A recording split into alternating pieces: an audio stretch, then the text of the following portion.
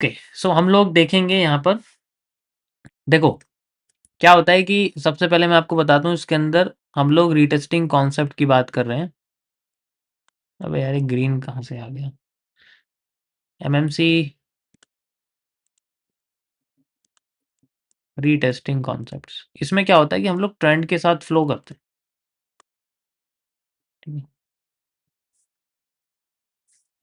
It means going with the trend.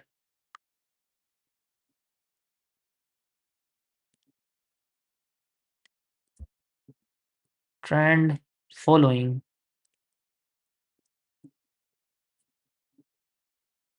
जैसे मान लो हमारी मार्केट जो है वो इस तरीके से चल रही है।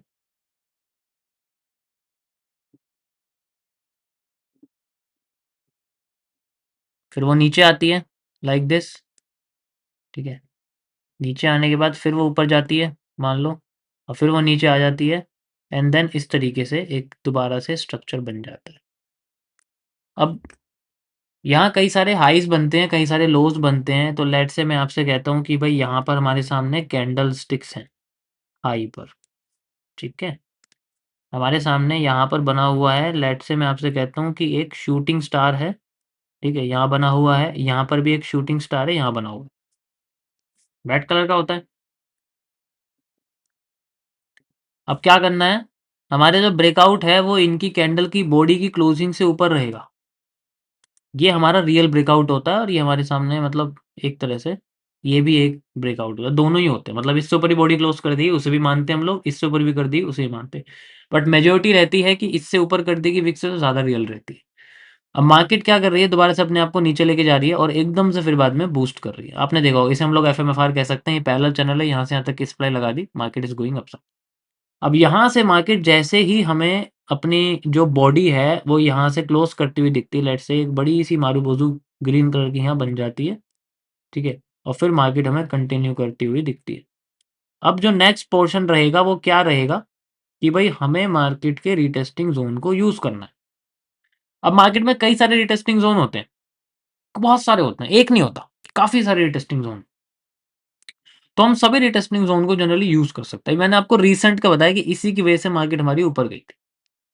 ठीक है, अब मार्केट ऊपर चली गई, अब मार्केट आने वाली है नीचे, नीचे आने वाली है। तो हमारे सामने जो बॉडी वाली लाइन है, ध्यान से सुनना मैंने क्या बोला, बॉडी वाली जो लाइन है, बॉडी वाली लाइन से ऊपर मार्केट हो जाती है ओवरबॉट कंडीशन में। You can also see, RSI का एक कॉन्सेप्ट है, आरएसआई बोलते हैं इसको भी एक तरह से। This is the overbought condition.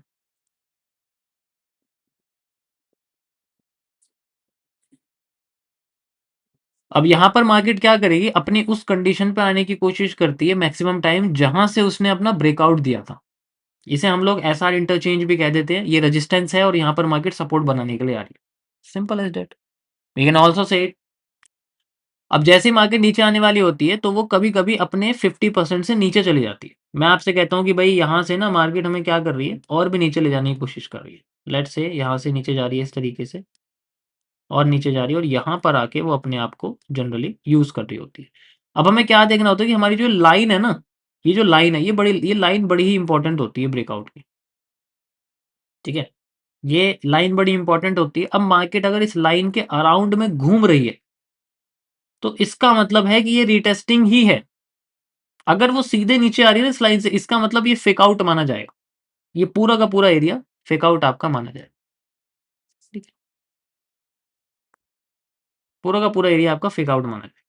कोई प्रॉब्लम किसी को इसके अंदर?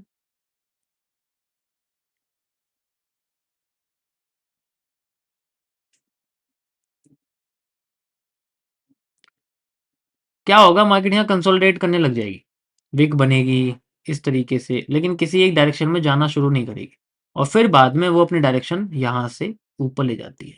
इसे कंफ्यूजिंग जोन कहते हैं। मतलब एक डायरेक्ट एंट्री को लोगों की नज़र से हटाने के लिए market generally confusing zone create करती है। अगर कंफ्यूज नहीं करेगी तो लोग एंट्री ले लेंगे।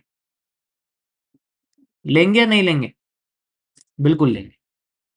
भाई हम लेने, हमें हमें यहाँ पर पॉजिटिव सीधे आके मार्केट बुलिश एनगल्फिंग बना देगी तो लेने लेंगे क्या हम लोग? बिल्कुल लेंगे। लेकिन यही तो सारा खेल है यहाँ पर।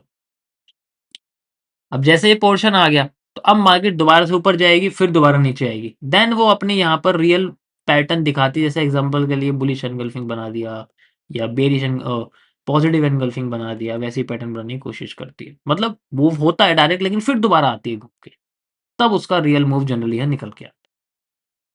समझ में आया? कोई प्रॉब्लम?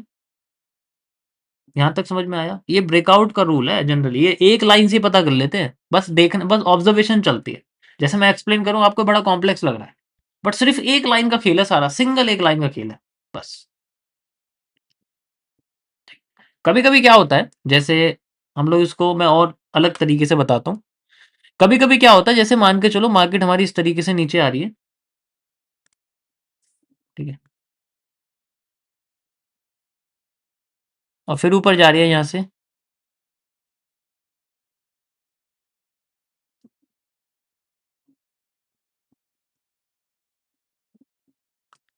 अब ऊपर की साइड तो जा रही है, लेकिन नीचे के लो ब्रेक नहीं हो रहे। अब मैंने क्या बोला आपसे कि भाई यहाँ पर हमारा एक ब्रेकडाउन है, और यहाँ कैंडल की बॉडी है जिसको हम लोग सबसे मेन मानेंगे।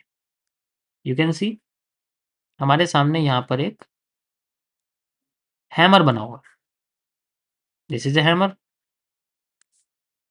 अब हैमर का हमने देखा कि हमने बॉडी से एक लाइन बनाई, this is the break down line. Yes और नो?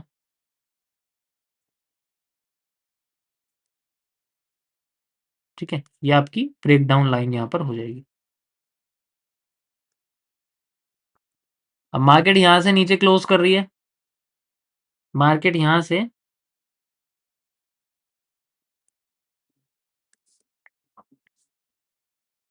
कैंडल की बॉडी क्लोज कर देती है डायरेक्ट, डायरेक्ट एक ही कैंडल में ब्रेक करा और फिर बाद में कंटिन्यू कर रही है। ऐसे केस में मार्केट के रिकवर करने की, अपने एग्जिस्टिंग पार्ट पे आने की संभावना सिर्फ 20% या 18% होती है। मतलब ना के बराबर आप समझो, अगर इस तरीके का केस होता है, क्योंकि ये एक ऐसा पोर्शन है जो मार्केट में रिकवरी अपने जोन पे आने पे मतलब नहीं होती। ऐसे में हमें रिटेस्टिंग नहीं मिलेगी। तो ऐसे ऐसे पार्ट में हमें सीधे कंटिन्यूशन मिलता है। ठीक है, इसमें ऐसे पार्ट में सिर्फ हमें कंटिन्यूशन मिल सकता है। अब इससे एक चीज पता चलती है कि भाई यहाँ पर हमें ब्रेकआउट पे ही मिलेगा। अगर एंट्री होती तो ब्रेकआउट ही होती है, वरना रिटेस्टिंग नहीं मिल सकती। और मोस्ट ऑफ द टाइम आपको ऐसा ही देखने को मिलेगा। यही सेम चीज बुल साइड में होता है, यही सेम चीज बेयर साइड में होता है। तो ये स्ट्रक्चर बहुत इंपॉर्टेंट है, ध्यान देना। कोई भी एक लो ब्रेक नहीं हुआ तो भाई मार्केट के रिटेस्ट करने की संभावना बहुत कम हो जाती है। ठीक है, नहीं एफ एम एफ आर नहीं कर सकते आप इसमें। एफ एम एफ आर तो यही है, यहाँ से लेके यहाँ, वो तो आपको ऑलरेडी ट्रेंड के साथ आ रहा है। मैं इसको आपको चार्ट पे दिखाता हूँ, वहां से इजीली समझ में आ जाएगा।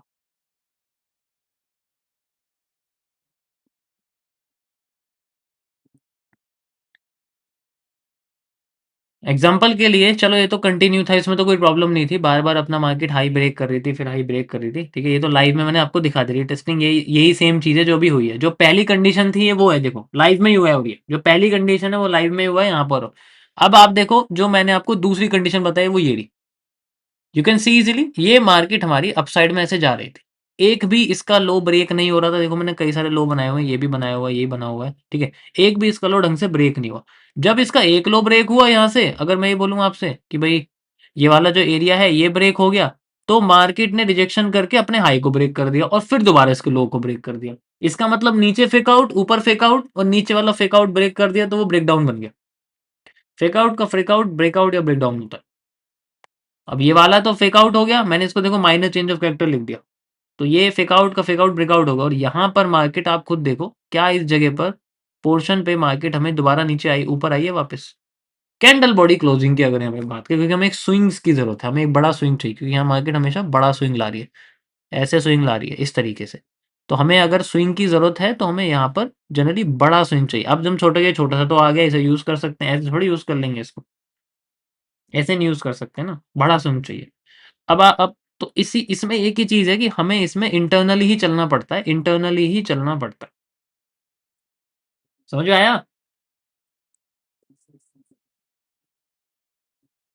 कोई कंफ्यूजन किसी को? इसलिए मैंने यहाँ पे देखो कैंडल मार्क करके आपको दिखाया कि जहां भी एक कैंडल आई वहीं से मार्केट नीचे, जहां भी कैंडल आई वहीं से मार्केट नीचे। क्यों दिखा रहा हूँ मैं कैंडल मार्क करके, और यहाँ मैं जोन दिखा रहा हूँ आपको, क्योंकि वो है ही ऐसा पैटर्न, उसमें ऐसे ही होता है। जब आपके सामने कोई रियल मूव होगा ना, it will never provide you retesting, कभी रीटेस्टिंग नहीं देगा। ठीक है, करते रह जाओगे use BOS, order block, FVG use करते रह जाओगे, रीटेस्टिंग ही नहीं देगा वो, देने का ही नहीं है। आप बता दो जरा कहाँ से गिरा, यहाँ से एक भी ओ भी यहाँ से, ये कहाँ, समझ में आया?